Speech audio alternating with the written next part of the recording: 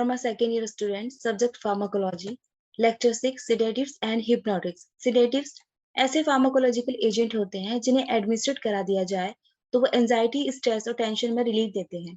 Hypnotics ऐसे pharmacological agent होते हैं जिनको एडमिनिस्ट्रेट कराने पर ये स्लीप को इंड्यूस कर देते हैं, जो कि नेचुरल स्लीप नहीं होती है। क्लासिफिकेशन, हिप्नोसेडेटिव्स क्लासिफाई करे जाएंगे, उसमें सबसे पहले बार्बिट्रेट्स, इनके अपने टाइप्स होते हैं। First, long acting, duration of sleep 8 hours or more. Examples, phenobarbital. Second, intermediate acting, duration of sleep 4 to 8 hours. Example, amlobarbital, butobarbital. Third, short acting, duration of sleep less than 4 hours. Example, secobarbital, hexobarbital. Fourth, ultra short acting, duration of sleep very short duration. Example, thiopentin or camethal. Non-barbiturates, benzodiazepines, chlordiazepine, diazepam, florazepam, nitrazepam. Barbiturates की pharmacology, इसमें sedation, barbiturates जो small dose में दिया जाता है वही बहुत effective होता है, जो कि रेस्टलेस, इरिटेबिलिटी और नर्वसनेस को रिड्यूस कर देता है। हिप्नोसिस में जब ये एडमिनिस्ट्रेट कराई जाती है तो उससे सेंट्रल नर्वस सिस्टम डिप्रेस हो जाता है, जिससे कि स्लीप को बढ़ावा मिलता है और इसको कैरेक्टराइज कर सकते हैं हैंगओवर से, हर समय फील होता है ऐसा।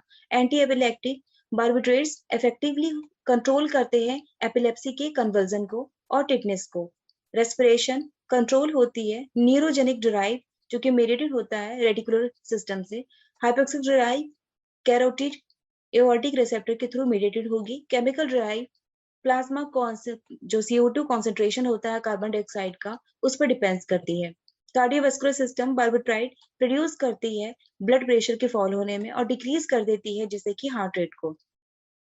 किडनी पर बार्बिट्रेट जो थेरेपी होती है वो रिजल्ट देती है यूरिनरी आउटपुट को डिक्रीज करने में, जिससे कि ओलिगोयूरिया हो जाता है, जिसका मतलब होता है कि जो यूरिन होती है वो बहुत ही मिनिमम अमाउंट में पास होगी। साइड इफेक्ट मेगलोब्लास्टिक एनीमिया और ओलिगोयूरिया और डिपेंडेंस। मेगलोब्लास्टिक एनीमिया का मतलब होता है इमेच्योर रेड ब्लड सेल्स का बन जाना और ओलिगोयूरिया यानी कि ये डिक्रीज कर देती है यूरिन के अमाउंट को। थेरापेटिक यूजेस सेडेटिव के तौर पर, हिप्नोटिक में एंटी एपिलेप्टिक एजेंट के तौर पर, प्री एनेस्थेटिक एजेंट और जनरल एनेस्थेटिक के तौर पर इनको इस्तेमाल करते हैं। वही साइकोट्रिक जो डिसऑर्डर होते हैं उनमें एंजाइटी और हिस्ट्रिया में इस्तेमाल होता है।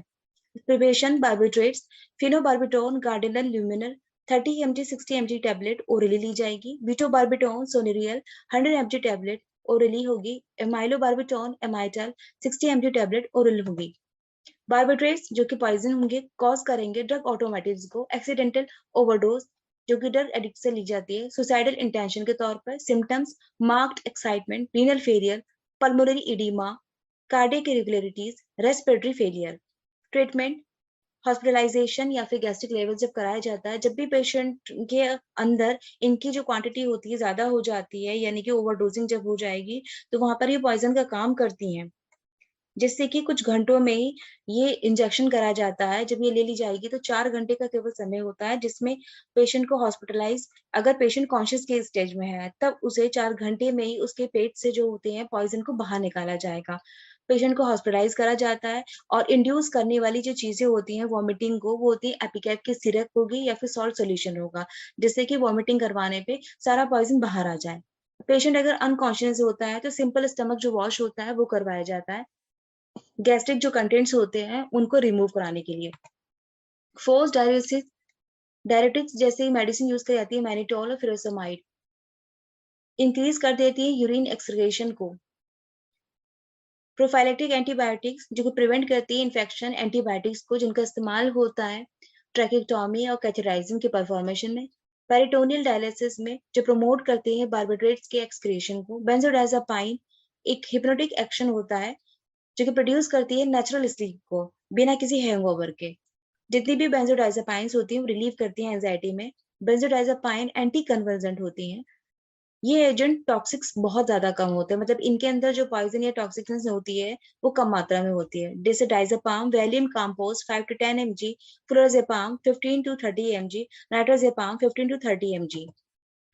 साइकोफार्माकोलॉजिकल एजेंट, साइकिक जो मीन्स होता है उसे पूरी तरीके से डिफाइन नहीं कर सकते हैं, यानी कि जो एक गलत तरीके से डिफाइन करना, यानी कि इल डिफाइंड टर्म होता है।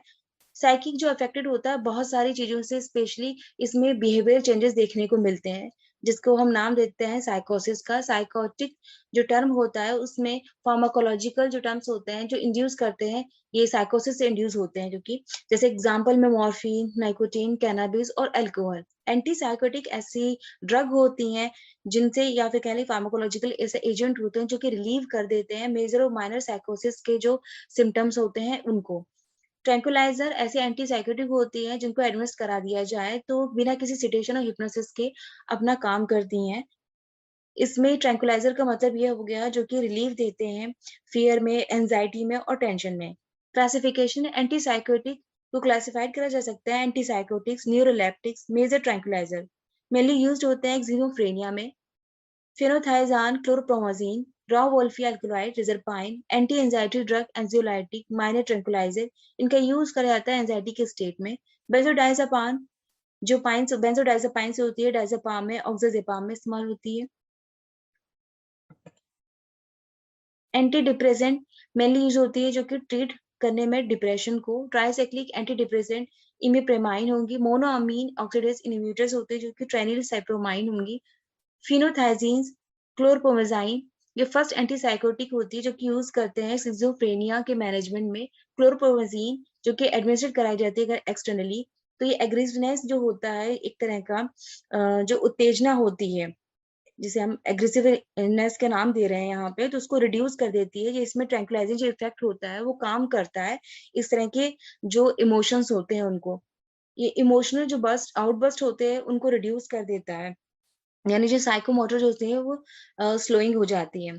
जब भी क्लोरप्रोमाजाइन जो पर्सन को दी जाती है तो उसका जो फूड में इंटरेस्ट होता है वो बढ़ जाता है। क्लोरप्रोमाजाइन जो होती है थेरापेटिक डोजेस के रूप में जब दी जाएगी, जैसे कि एट्रोपाइन की जैसी एक्टिविटी होती है, जो कॉज करती है ड्राइनेस ऑफ माउथ और इंटेंस करती है थर्स्ट को मतलब बढ़ा देती है। फीमेल में यही सीडो प्रेगनेंसी को इंड्यूस कर देगी, मेल में ये प्रोड्यूस करती है गायनेकोमेस्टिया को। सीडो प्रेगनेंसी का मतलब होता है फॉल्स प्रेगनेंसी, जिसमें महसूस होता है कि प्रेगनेंसी हो रही है पर एक्चुअल में ऐसा नहीं होता है। गायनेकोमेस्टिया यानी कि जिसमें मेल में फीमेल के हार्मोन बढ़ जाते हैं, जैसे कि ब्रेस्ट डेवलपमेंट होना स्टार्ट हो जाता है फीमेल की तरह। लॉन्ग टर्म अगर यूज करा जाता है क्लोरप्रोमाजाइन को, जो कॉज कर देता है जॉन्डिस को, स्किन रैशेस को या फोटो सेंसिटिविटी को। प्रिपरेशन में chlorpromazine Largactil 200 to 800 mg daily, triflupromazine Siquil 50 to 200 mg daily, prochlorperazine Stemetil 75 to 100 mg।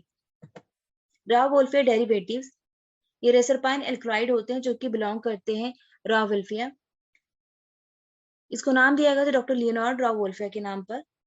इसमें कोई एंटी हिस्टेमिक एक्टिविटी नहीं होती है। ये प्रोड्यूस करती है ट्रैंक्विलाइजिंग को, रिलैक्स करती है इसके इफेक्ट को। प्रिपरेशन में reserpine Serpasil 0.75 to 1.5 mg orally.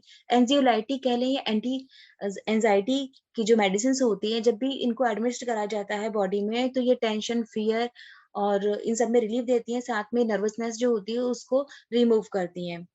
और इसके साथ ही ये सेंस जो होता है एक वेलबींग का, उसको प्रोड्यूस करती हैं, यानी इमोशनल वेलबींग जो होती है वहां पे उसको बनाती हैं। हाइपर सिडेटिव प्रॉपर्टी होती है इनकी। ये फैसिलिटेट करती हैं गाबा रिसेप्टर को, जो कि एक्टिव करता है सीएनएस में। गाबा रिसेप्टर का मतलब है गामा अमीनो ब्यूट्रिक एसिड। ये एजेंट जो होते हैं उनके अंदर मस्कुलर रिलैक्सेशन की भी प्रॉपर्टी होती है। इसके प्रिपरेशन में diazepam Valium Calmpose 5 to 10 mg, oxazepam Serepax 10 mg, chlordiazepoxide Librium 10 mg, lorazepam Larpose 1 to 4 mg। Anti depressant, ये इसलिए एंटी डिप्रेसेंट जो नाम दिया गया एक तरह का वो मूड एलिवेटर्स होते हैं, या फिर क्या है इसको नाम दे सकते हैं साइको एनालिप्टिक का।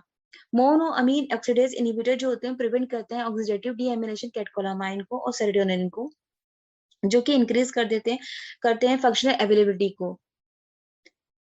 प्रिपरेशन में इमिप्रेमिन टॉफरानिल 50 to 100 mg ओरली और ट्राइनिल साइप्रोमिन पर net 20 mg per day oral. इसके साथ ही इसके जो प्रीवियस क्वेश्चन पेपर है उनको डिस्कस करते हैं। लॉन्ग क्वेश्चन आंसर जो आते हैं आपके 8 मार्क्स के। Question first, define and classify hypnotics 2016-2018 में आया है। Question second, define barbiturates, give pharmacological side effects, uses and treatment of बार्बिट्रेट intoxication 2013 और 2020 में आया है। वही शॉर्ट क्वेश्चन और आंसर जो होते हैं 4 मार्क्स के, explain the psychopharmacological agents, define anxiolytics. Very short questions जो होते हैं वो आए हैं 2 मार्क्स के। Give the explain of anti depression agent, define tranquilliser. तो आज का आपका लेक्चर 6 जो है वो कंप्लीट हो गया। आगे कंटिन्यू करेंगे लेक्चर 7 में।